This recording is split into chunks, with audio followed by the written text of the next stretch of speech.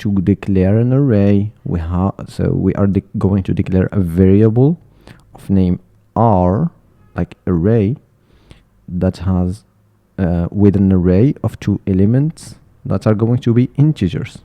This is the declaration of this array. Now to add the elements, we use the 0 and then let's say use the 1. Now we give this one 1, then 2, or let's give this numbers just so you don't focus on these. So now you see here, this is how many items our array are going to hold, but this one is the index of those. So here, if you try to access the element number 2, it's not possible because the index starts counting from 0, but the length is not from 0. It's like 1 element, 2 elements, 3, and so on.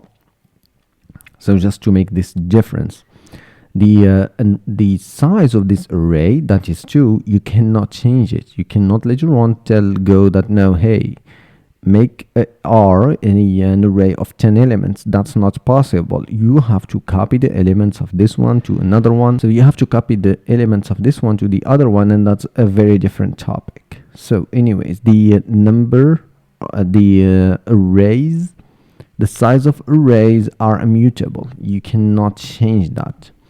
Now to see, like, let's print out this array, fmt.println, then r, then go run main.go. We will see these 2 numbers. See, we have the 2 numbers here. We can have string, we can have any other elements here, of course. We just did declare this one to be an integer. And what we can do now, some operations to arrays. So we can see, we can ask Go to give us the length of this array. Normally, so you know, a slice is when you do not have a index number. So this is a slice and this is an array, right? This gives you the length of the array, and this gives you the capacity of the array. You will see it's 2 in both cases, because obviously arrays size is defined right here, like, and that's what makes them an array. Otherwise they are slices and the size is dynamic. But arrays size is not dynamic. And just something to mention about arrays. So this is the way we assign values to the array, and even like we can make this a string, and we can make this a hello, and let's say world. I mean, there is a typo, but it's not a big deal. Now we will print out the hello world, as you see. If we do not, okay, so let me comment this line altogether. If we do this, you see, we have this empty space. Like, that's where we are going to have it. That one equals this right here. So we have basically a array of 2 elements. Each of them is a string. Both of them are initialized as a 0 value. So for string, it's an empty string. And we can assign any other value later on. We can, of course, now here, let's say, wait, so what we can do is that we print array. So here we said word, right? We can see earth, just as an example. Go run main.go. We will see earth, you see? We changed the value of the element 1, but the element of the index 0 is still empty, whether this or this is equal. Okay, this is reassigning and then reassigning values to arrays. This is the arrays declaration and all there is to it. Now what we can do is, let's say in this array we wanna all elements. So I will wrap this in fmt print ln, and what I can do is do this. So this will print out all the elements of this array, and if we bring hello here, we are going to have hello as well, right? Hello world. Now what we can do, array literal, and I'm just going to copy paste this. So assign this to an array of 10 that are going to be string that are a, b, c, then d. Okay, so it's the b. We here is where we start and this is where we end, and so that one is inclusive.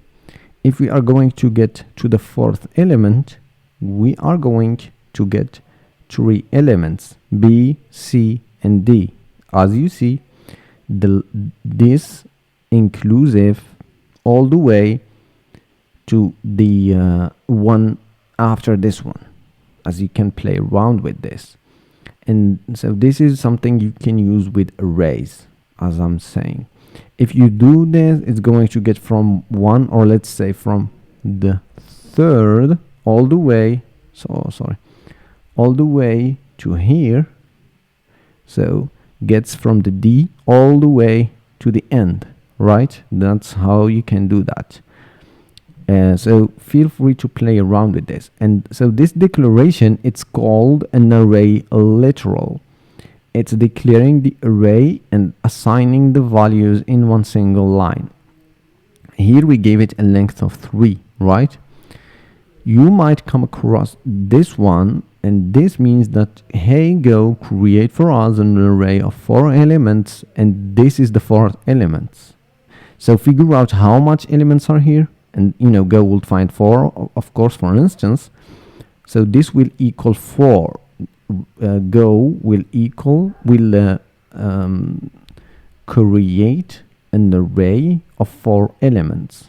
As you can see here, it's 4 elements. You can try the length. So len, sorry for my typos, go run main.go. So we see 4 elements. Those are 4 elements of an array.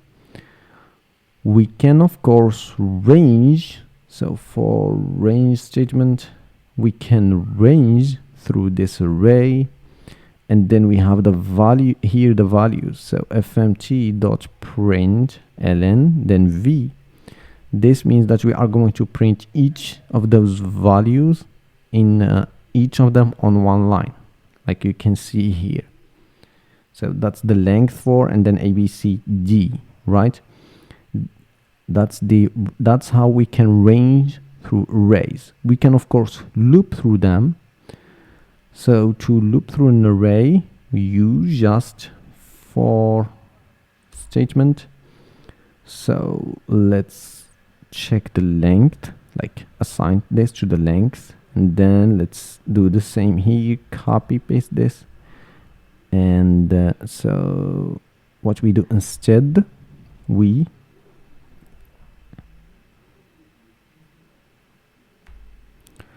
get the index. So we are changing the index. Let's do this instead.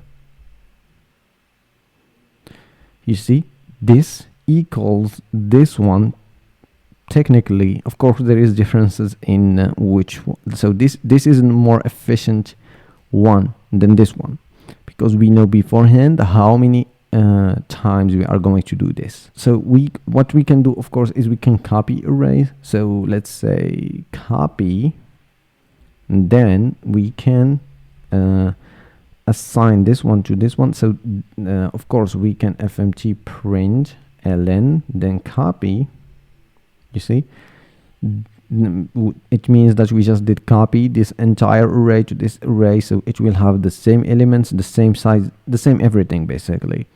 and we can change this one, and it will not affect this one, of course. Let's do this actually. One. So we can copy this array and then we can print it, right? So let's comment this one just so we can see. So here we did print out copy, right? Let's print out the first element, and here what we do is we are going to assign something else, right, to the first element, right? So here what we are going to do, we again print it out, but to show this we will print this one.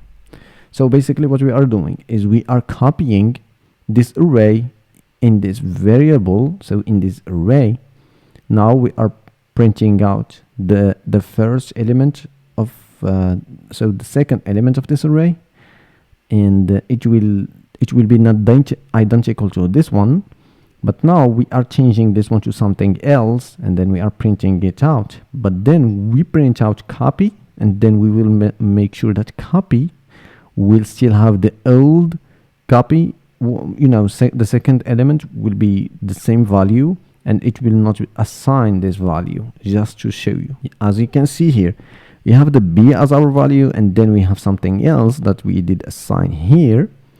We did assign here and we did print out here, and then we have the b again printed out, right?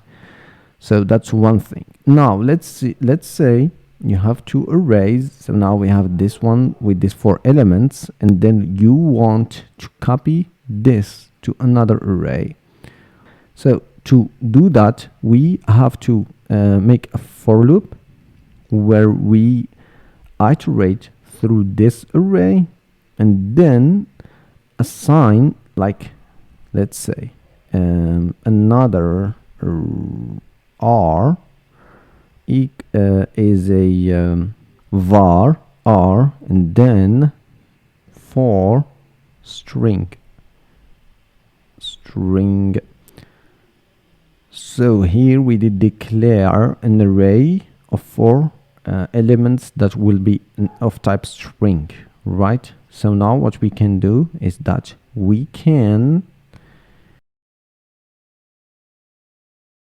so this means that we are going to loop through, and then let's say so for the element 0 it will be copied to the new one, then the element 1, and so on and so on. Then let's just print out another, so this array, we will print it out. It will be the same just with these 4 elements. So, you know, even though we can add more elements here, we won't have them. We will just have these 4 elements, as you can see. So that's how you can copy elements using a for loop. So just make sure that whenever you are using the copy and this other, so whether that copy or this one here, where it is, make sure that you know that you are certain of what you are doing, because you know of the memory allocation and everything. And if you want to read more, there is this article. So this article by Robpike in the Go blog will teach you everything you need to know about arrays, just in case you need it. go.dev/blog/slices.